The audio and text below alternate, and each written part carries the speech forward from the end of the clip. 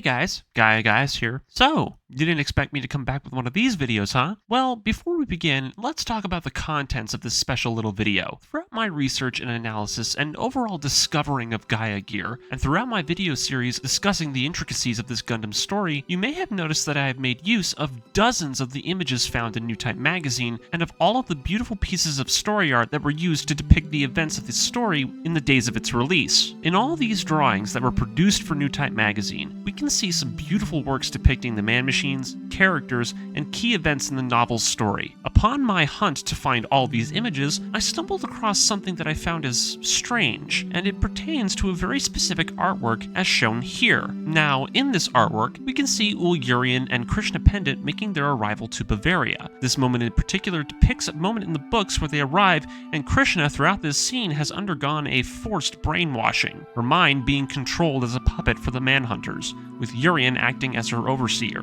Now, what got my attention isn't the art depicting the characters, but the very interesting man-machine standing behind them. Now, you might ask me, what is this thing? Upon first glance, you'd be quick to assume that this is a Gussa, but no, look at the shape of it. Yes, it has similar arms, but the rest of its entire body is completely different. It has these oversized skirt pieces and a strange-looking torso, not to mention the head, which is strangely reminiscent of a bird's head. I went and did my research, and I found out from the Japanese archive site that the artist who created this piece was asked about this particular drawing, and the artist's response was really weird. There's nothing on it at all. The artist created it for the sole purpose of filling in the space within the artwork depicting the two characters. And to top it all off, the artist didn't even name it. This combination of a strange, yet original man-machine design, a design without a single bit of lore created for it, and an unfortunate yet somewhat understandable background got my brain cooking. Now, you might have read the video's thumbnail and might be asking, what is this guy's name? Well, the name is sort of a combination of a few things. The first half of this machine's name, GEZU, is actually a stylized rewriting of the word guess, or Gesu in Japanese. When coming up with a name for this guy, I figured adding a Z would make it feel more in line with other mobile suits from the Universal Century. As for the second half, this is the part where I had the most fun. Since this machine is depicted being in the care of the Manhunters, we can see Urian in the drawing, and the machine is standing on a small bushing nut carrier. I then took the Manhunter's nickname, Maha, and threw in a K, combining it with that bird aesthetic for its face. I think you can now see why I had a fun time coming up with a name for this little dude. So, to mark the end of the series, and bring an end to this fun little adventure into the lore of the man-machines, I've done the same thing I did for my 100 subscriber special and created my own fan-created backstory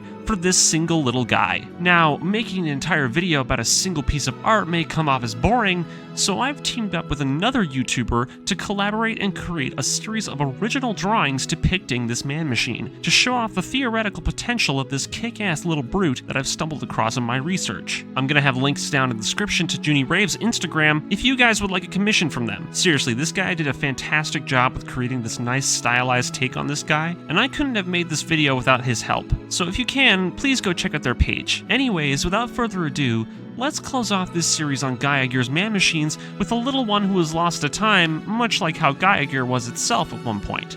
Man-Machine Profiles. Episode 8, Season Finale, the GEZU-MAHAK.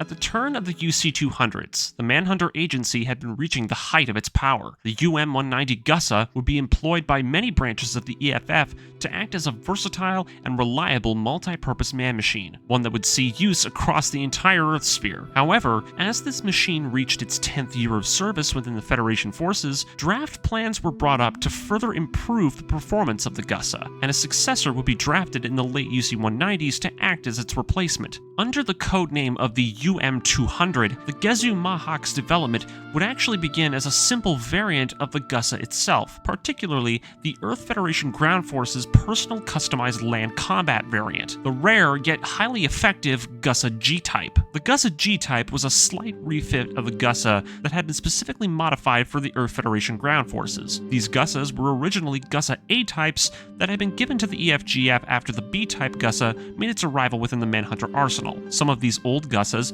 ending up in the hands of other Federation divisions upon its arrival. The Gussa G-type's new parts included several modified and recalibrated thrusters and leg actuators. These units also had slightly thicker armor towards the legs, as the EFGF had been dealing with small Metatron-armed compounds on Earth during the time of the Gussa G's deployment, with their Gussa A's having a tendency to become disabled at the legs by RPG fire. As the popularity of this modification to the Gussa gained traction, the Manhunters gained a renewed interest in these lonely Gussa G-types. Acquiring the data for these units, the Manhunters analyzed and gave the Gussa G a complete overhaul, one they used to create a new man-machine. The Gussa A-type would be used as a base once more, but everything about it would be altered for the sake of giving this man-machine a much more specialized role within the Manhunter Armed Forces. That role being a designated heavy weapons and special assault breaching unit. This new man-machine would be called the UM-200, the GEZU-MAHAK, as a cruel jab at the modifiers of the Gussa G-type, as the Manhunters believed that this was their man-machine now. And in a fitting instance of irony,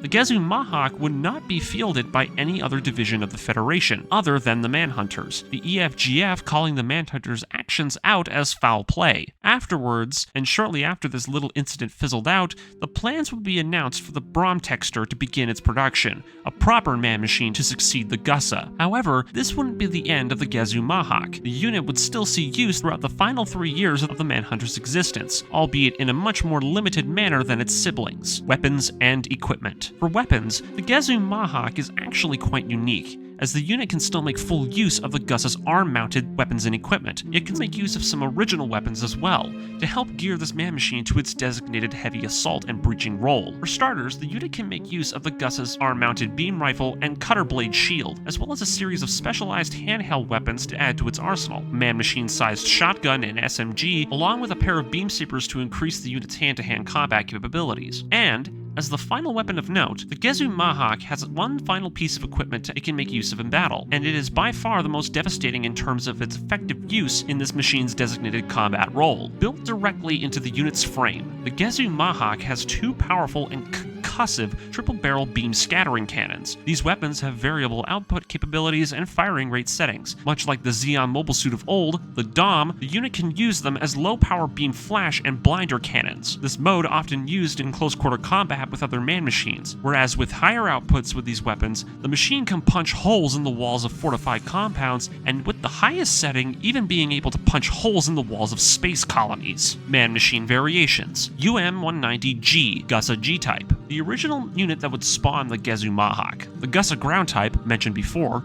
was the EFGF land combat field modification variant of the Gussa A-type. The unit's external appearance is nearly identical to the Gussa, with a simple, more Earth-based color scheme overlaid over the machine. Despite its non-distinct exterior, the internals of this machine would lay the groundwork for the UM-200. Its leg actuators and power generator have been upgraded, and its overall armor materials have been overhauled with solid armor composite to grant this unit an additional advantage in defense. Despite the GEZU-MAHAK's low usage amongst the Manhunters, with man-machines like the Bromtexter and Gizgi succeeding it in performance, this little man-machine still saw use during several combat operations before, during, and after the Manhunters' coup, two of which being the Hellas colony raid by the Manhunter Space Division. Just before the coup, GEZU-MAHAKs would be used as the battering rams to bust down the colony walls and the gates of the Metatron Central Manufacturing Complex. And secondly, being the assault by the Manhunter fleet on the Federation capital of Nouveau Paris at the outbreak of the coup. GEZU-MAHAKs would be fielded as the initial infiltrator units, with them acting as the vanguard for the arrival of the Manhunter forces intending to seize control of the capital. These units would be given to specialist Manhunter strike teams and covert ops units within the Manhunter forces. However, due to the unit's nature as an improvement over another Federation upgrade, something that soured the partnership between the Manhunters and the EFGF, the GEZU-MAHAK would only see limited use, and only as a man-machine unit of the Manhunters. And just like the rest of its Manhunter-derived kindred, the technology of the GEZU-MAHAK would become blacklisted from Federation deployment after the defeat of the Manhunters. All man-machines created by them would become rejected and discarded following their defeat, the GEZU-MAHAK being listed amongst those many machines. Nonetheless, the GEZU-MAHAK would still serve as a reminder of the tyranny and brutal militarized police tactics of the Manhunters throughout the rest of their days and the years that would follow. The GEZU-MAHAK, nameless, silent, unseen, but not forgotten. Hey guys, Gaia Guys here again. I hope you liked this video on this little guy that I stumbled across. Seriously, for having some of the coolest mech designs ever, the man machines of Gaia Gear don't exactly come in a variety of variants. And when I stumbled across a man machine in an official drawing that didn't have a background or even a name given to it by its creator, you can tell why it is that I couldn't just overlook it. Seriously, he's a fun little mech design, and I wish there was more to him. Nonetheless, I hope you enjoyed the little backstory I gave to give some kind of explanation to this little forgotten dude. Now, if you guys are still watching this video, you're probably wondering what this big announcement is all about. Well, if you guys have been keeping up to date with my community tab lately, you might have noticed that I've been making posts lately about a series of custom Gaia Gear themed LEGO MOCs that I've been working on. Well, I've got good news for everyone who's been following along, and the big news is 3 of the instructions of these MOCs are now available for download over on Rebrickable. For a few bucks, you can get both the instruction PDF and the Bricklink Studio digital file of these builds for you to take a crack at putting together these builds yourself. I have 3 models so far, and a whole bunch more builds well on the way, all in relatively 1 to 100-ish scale. There's the Gaia Gear Alpha, shown here standing tall and proud, the Gussa B-Type, with its big and hulking frame, and the star of this video, the UM200 GEZU-MAHAK,